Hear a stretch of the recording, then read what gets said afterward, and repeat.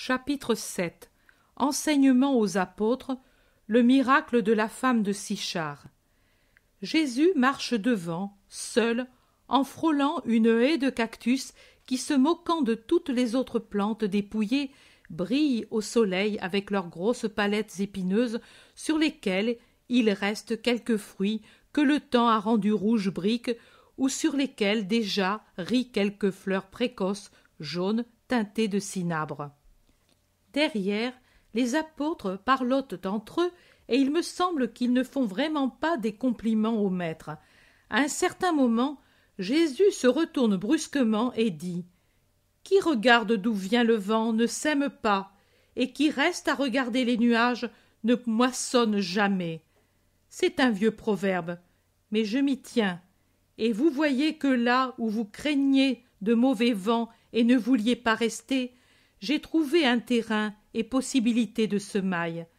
Malgré vos nuages, soit dit en passant, ce n'est pas bien que vous les fassiez voir là où la miséricorde veut montrer son soleil. Je suis certain d'avoir déjà moissonné.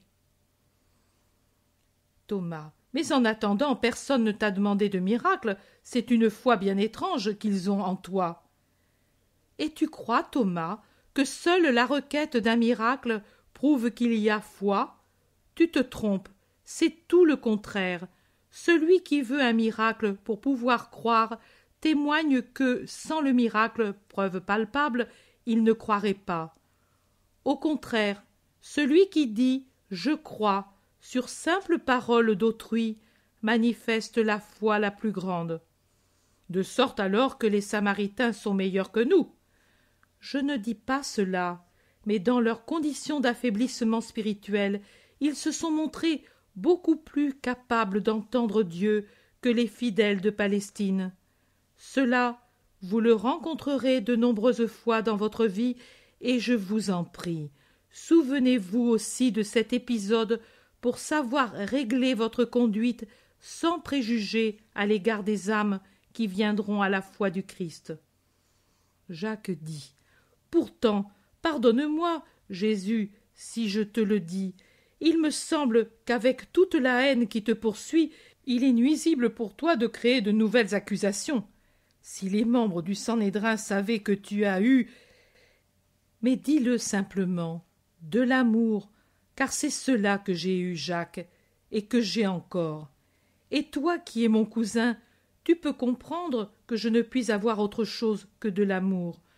Je t'ai montré que je n'ai qu'amour, même pour ceux qui m'étaient hostiles parmi ceux de mon sang et de mon pays. Et devrais-je, pour ceux-ci qui m'ont respecté sans me connaître, ne pas avoir d'amour? Les membres du Sanhédrin peuvent faire tout le mal qu'ils veulent, mais ce ne sera pas la perspective de ce mal à venir qui fermera les digues de mon amour omniprésent et tout opérant.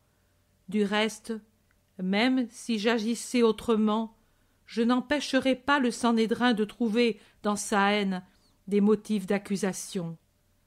Philippe dit « Mais toi, maître, tu perds ton temps en pays idolâtre, alors que l'on t'attend en tant d'endroits en Israël. Tu dis que toute heure doit être consacrée au Seigneur. Ne sont-ce pas là des heures perdues? Elle n'est pas perdue la journée employée à rassembler les brebis éparses. Elle n'est pas perdue, Philippe. Il est dit, il fait beaucoup d'offrandes, celui qui respecte la loi.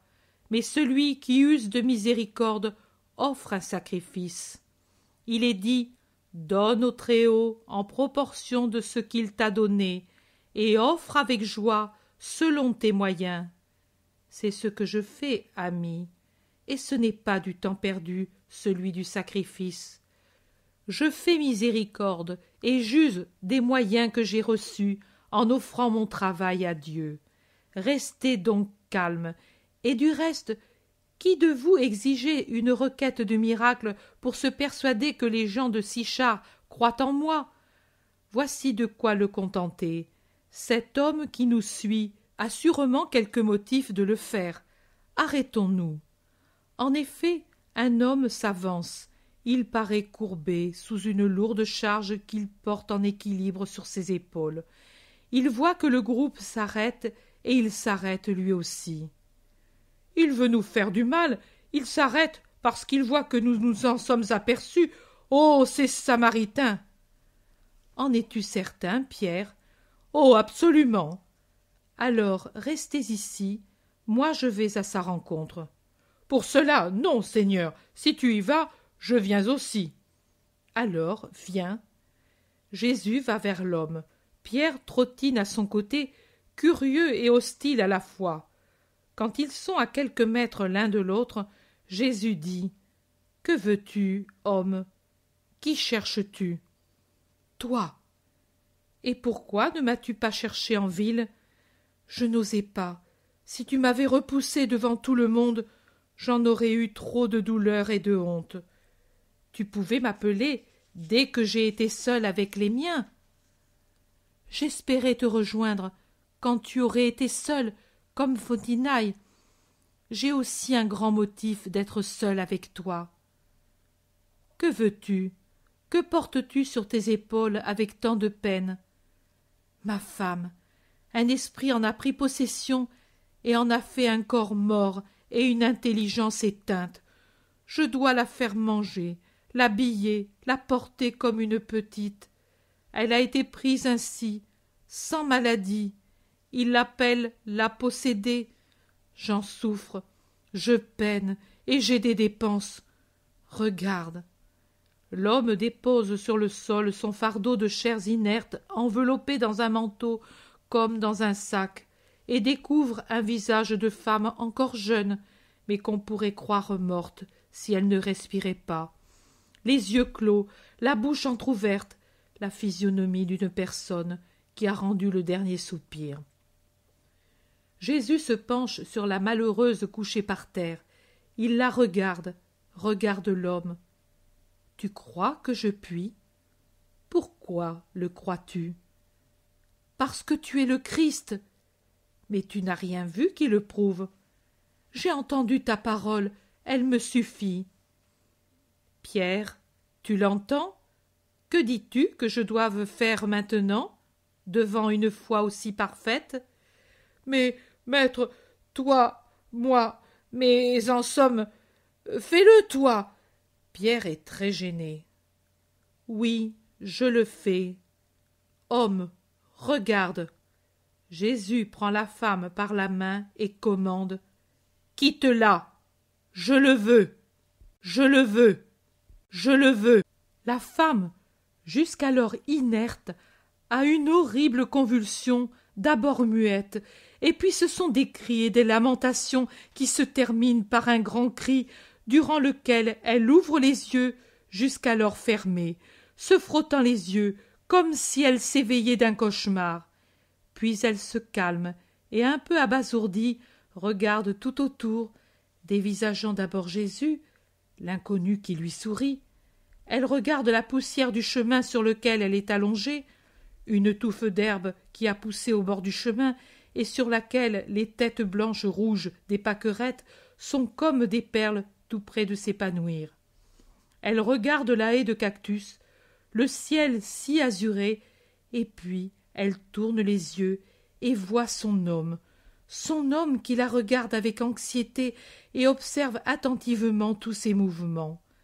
Elle sourit, et puis, avec la complète liberté qui lui est revenue, se dresse et se réfugie sur la poitrine du mari qui la caresse et l'embrasse en pleurant. « Comment ? Ici ? Pourquoi ?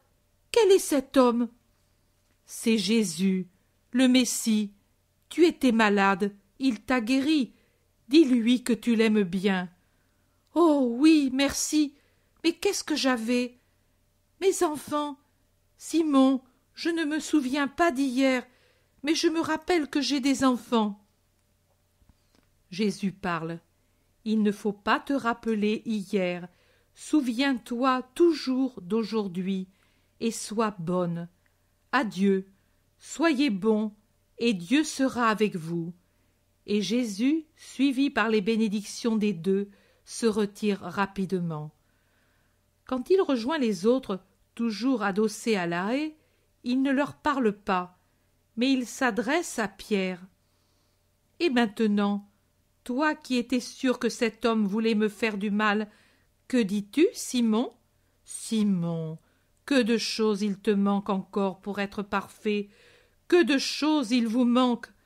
Moins l'idolâtrie évidente, vous avez tous les péchés de ces gens-là, et en plus l'orgueil dans vos jugements. Maintenant, prenons notre repas. Nous ne pouvons arriver où je voulais avant la nuit. Nous dormirons dans quelque grange à foin, si nous ne trouvons mieux. Les 12, avec au cœur le sentiment du reproche, s'assoient sans parler et mangent leurs vivres. Le soleil d'une journée tranquille illumine la campagne qui descend en molles ondulations vers une plaine. Le repas fini, ils s'arrêtent encore quelque temps jusqu'à ce que Jésus se lève et dise « Viens, toi, André, et toi, Simon, je vais voir si cette maison est amie ou hostile. » Et il s'en va, pendant que les autres restent taciturnes jusqu'à ce que Jacques d'Alphée dise à Judas l'Iscariote « Mais celle qui vient, n'est-ce pas la femme de Sichar ?»« Oui, c'est elle, je la reconnais à son vêtement. Que voudra-t-elle » ?»« Suivre son chemin, » répond Pierre Boudeur. « Non, elle nous fixe trop en se protégeant les yeux avec sa main. » Il l'observe jusqu'à ce qu'elle arrive près d'eux et elle leur demande, toute humble « Votre maître, où est-il ?»« Passe ton chemin. Pourquoi le demandes-tu ?»« J'avais besoin de lui. » Pierre répond sèchement « Il ne se perd pas avec les femmes. » « Je le sais, avec les femmes, non, mais je suis une âme de femme qui a besoin de lui. » « Laisse-la faire, » conseille Jude d'Alphée, et il répond à Photinaï « Attends, il reviendra bientôt. » La femme se met dans un coin de la route à un tournant et elle reste immobile et silencieuse pendant que tous la délaissent. Mais Jésus revient vite et Pierre dit « Voici le maître, dis-lui ce que tu veux et vivement. » La femme ne lui répond même pas, mais elle va aux pieds de Jésus et se baisse jusqu'au sol silencieuse. « Photinaï, que veux-tu de moi ?»« Ton aide, Seigneur, je suis tellement faible et je ne veux plus pécher. Je l'ai déjà dit à l'homme, mais maintenant que je ne suis plus une pécheresse, je ne sais plus rien. Le bien, je l'ignore. Que dois-je faire? Dis-le-moi, toi, je ne suis que fange, mais ton pied piétine la route pour aller vers les âmes. Piétine ma fange, mais viens jusqu'à mon âme avec tes conseils. » Et elle pleure. « Tu ne pourrais venir, femme, seule à ma suite, mais si tu veux réellement ne plus pécher et connaître la science de ne pas pécher, retourne chez toi avec l'esprit de pénitence et attends. Le jour viendra où, femme parmi d'autres également rachetées, tu pourras être proche de ton Rédempteur et apprendre la science du bien. Va, n'aie pas peur, sois fidèle à ta volonté actuelle de ne pas pécher. Adieu. » La femme baise la poussière, se relève et s'éloigne à reculons pendant quelques mètres, puis elle s'en va vers Sichar.